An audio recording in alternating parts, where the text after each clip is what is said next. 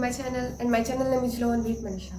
In this video, I am solve exercise 1.2 class 10th math chapter 1 real number. ठीक है, आज हम इस वीडियो में क्या सॉल्व करेंगे? आज हम इस वीडियो में सॉल्व करेंगे एक्सरसाइज 1.2।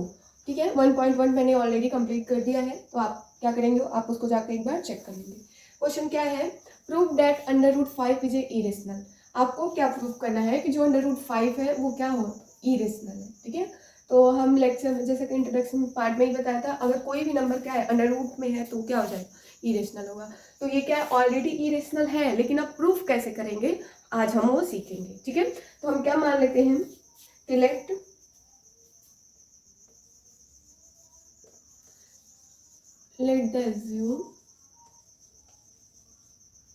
द एज्यूम क्या मानते हैं हम कि √5 क्या है हमारा, √5 इज रेशनल नंबर। हम मान के चलते हैं कि जो √5 है वो क्या होगा, रेशनल नंबर होगा। क्या होगा, रेशनल नंबर। ठीक है, रेशनल नंबर किस फॉर्म में होता है, a/b के फॉर्म में होता है। मैंने इंट्रोडक्शन पार्ट में बताया है, आप अगर डीपली जानना है तो आप एक बार जाके उसको चेक कर लेंगे। रेशनल नंबर जो होता है a/b के फॉर्म में होता है। b does not equals to 0 and a और b किससे बिलोंग करता है, हमारे इंटीजर से। किससे बिलोंग करता है, इंटीजर से। ठीक है, तो जब रेशनल नंबर है तो a/b के फॉर्म में होना चाहिए। तो हम जब माने हैं कि रेशनल है तो a/b इक्वल्स टू √5। ये हम मान सकते हैं, जी मान सकते हैं। क्यों? क्योंकि जब मैंने मान के रखा है कि √5 क्या है, कि रेशनल नंबर है। इरेशनल तो है, दिया ही है, लेकिन हम मान के रखे रेशनल है तो वो a/b के फॉर्म में होगा। क्या होगा, a/b के फॉर्म में होगा। अब इसी को अगर हम सॉल्व करते हैं, ये क्या है, यहाँ पे 1 है, क्रॉस मल्टीप्लाई कर दें हम, a का मल्टीप्लाई 1 में करेंगे तो a, और b का मल्टीप्लाई इसमें करेंगे तो क्या होगा, b/5। ठीक है, क्या करेंगे, b/5। मैंने कुछ नहीं किया, मैंने क्या किया, केवल क्रॉस मल्टीप्लिकेशन किया है। क्या किया है, क्रॉस मल्टीप्लिकेशन किया है। अब हमको क्या करना है, दूसरा स्टेप ये है कि इसका स्क्वायर हटाना है। ठीक है, स्क्वायर कैसे हटेगा, जब हम स्क्वायरिंग कर देंगे बोथ साइड, तो क्या करना है हमको, स्क्वायरिंग बोथ साइड। तो क्या हो जाएगा, यहाँ पे स्क्वायर इक्वल टू b², ये क्या हो जाएगा 5।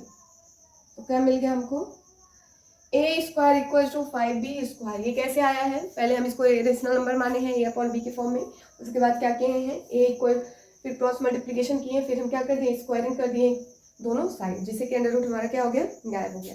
तो जब अंडर रूट हमारा गायब हो गया तो क्या है कि इसका मतलब ये हुआ कि इसके इक्वल होने का क्या मतलब है, जब इसका कोई फैक्टर होगा, जैसे कि मान लेते हैं हम, क्या मान लेते हैं, 2 पे पावर स्क्वायर है। ठीक है, ये है, तो इसका अगर ये सॉल्व करेंगे 4 होगा, और 4 का फैक्टर क्या होगा, 2 ये होगा। तो इसका 2 × 2, तो इसका मतलब इधर जो नंबर है वो क्या है, इसका फैक्टर है। क्या है, इसका फैक्टर है। क्या है ये, इसका फैक्टर है। तो वैसे ही इसमें भी क्या है कि जब a² इक्वल टू 5b है तो a का फैक्टर क्या हो गया, b हो गया। क्या हो गया, b हो गया। इसका मतलब ये हुआ, क्या हुआ इसका मतलब ये हो गया कि जो a² is divisible by b²। इससे हमको क्या पता चल रहा है, a² इज डिविजिबल बाय 5। ये हमारा क्या हो गया, फर्स्ट इक्वेशन। क्या हो गया हमारा, फर्स्ट इक्वेशन। ठीक है, अब ऐसे हम क्या मान लेते हैं कि a इक्वल टू 5c। क्या हो गया, a equal to 5c। b को हम क्या कर रहे हैं, हटा के हम c रख रहे हैं। क्यों, क्योंकि इसका फैक्टर है। ठीक है, हमको बनाना है, एक मिल गया a² डिविजिबल बाई b²। ठीक है, तो हम क्या कर लेंगे, ऐसे ही क्या हम मान लेते हैं कि लेट कर लेते हैं a इक्वल टू 5c के इक्वल है। क्या c क्या है, कोई इंटीजर है। क्या है, c हमारा इंटीजर है। हम इसको रख लेते हैं, c is an any integer. ठीक है, तो मान लेते हैं कि जो c है क्या है, कोई इंटीजर है।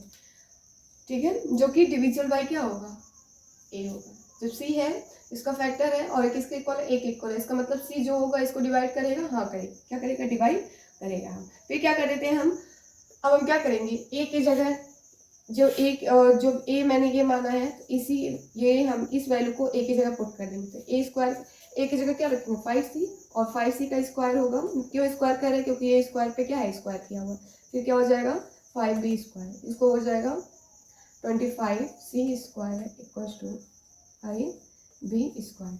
अब 5 से 5 क्या हो जाएगा हमारा, कट जाएगा। क्या हो जाएगा, 5 से 5 हमारा 5 से हमारा 25 कट जाएगा। कितनी बार में, 5 बार में। कितनी बार में, 5 बार में। तो अब क्या इक्वेशन बचा मेरा, 5c square equals to b square. इसका मतलब क्या है, a इसके इक्वल है, इसका मतलब ये क्या है, c इसका कोई फैक्टर होगा जिससे कि क्या होगा, डिविजिबल होगा। तो यहाँ से हम क्या हमको कंक्लूजन मिल रहा है कि जो b स्क्वायर है क्या है, b square is divisible by C square. इससे हमको क्या पता चल रहा है, A square B square is divisible by 2। क्या पता चल रहा है, B square is divisible by 2। और बी क्या होगा, B also is divisible by C. आगे समझ में आएंगे हम। इसको हम क्या मान लेते हैं, इक्वेशन 2 मान लेते हैं। क्या मान लेते हैं, इक्वेशन 2। आगे समझ में, इक्वेशन 1 है, इक्वेशन 2 है। अब हम क्या कर सकते हैं, जो ए एंड बी है, जो भी ए और बी क्या है, ए और ये B, A and B both are divisible by common factor. क्या, बी बोथ आर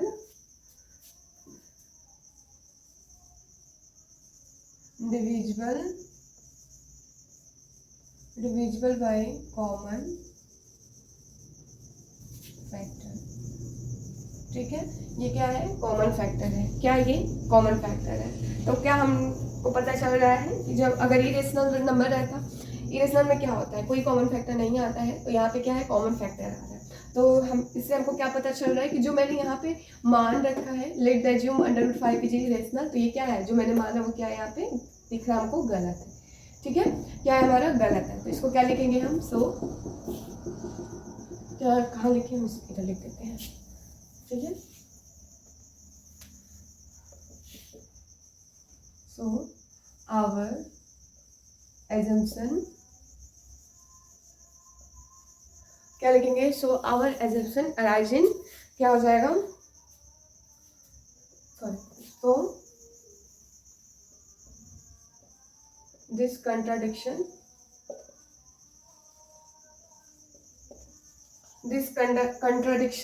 arising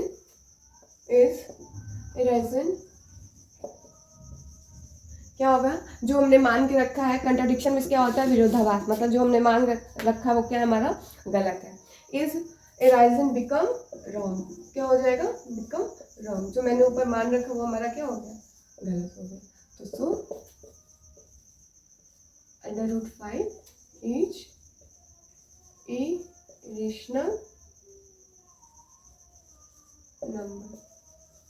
आगे समझ में कैसे करना है, सबसे पहले हमको √5 है, इसको इरेशनल दिया है, इसको इरेशनल प्रूफ करना है। तो हम इसको मान लेते हैं क्या, कि ये √5 क्या है, एक रेशनल नंबर है। तो रेशनल नंबर होगा तो A/B के फॉर्म में होना चाहिए, A/B के फॉर्म में किया। अब इसी को सॉल्व किया, क्रॉस मल्टीप्लाई किया, A का मल्टीप्लाई 1 से किया ये, और B का मल्टीप्लाई √5 से किया, तो ये आ गया।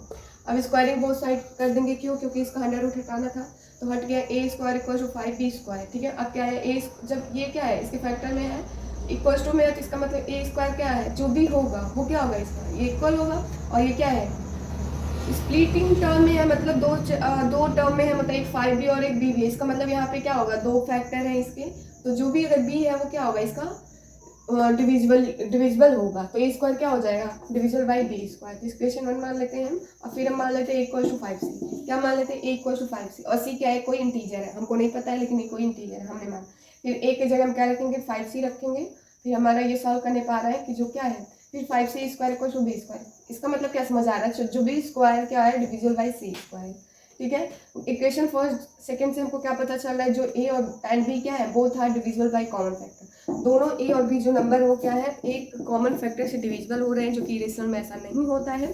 तो इसीलिए क्या है हमारा, सो दिस कंट्राडिक्शन जो मैंने ऊपर मान रखा हो क्या है, एराइजन बिकम रॉन्ग, वो क्या हो गया, हमारा गलत हो गया। सो √5 इज इरेशनल नंबर, क्या हो गया, हेंस प्रूफ। क्या हो गया हमारा, हेंस प्रूफ।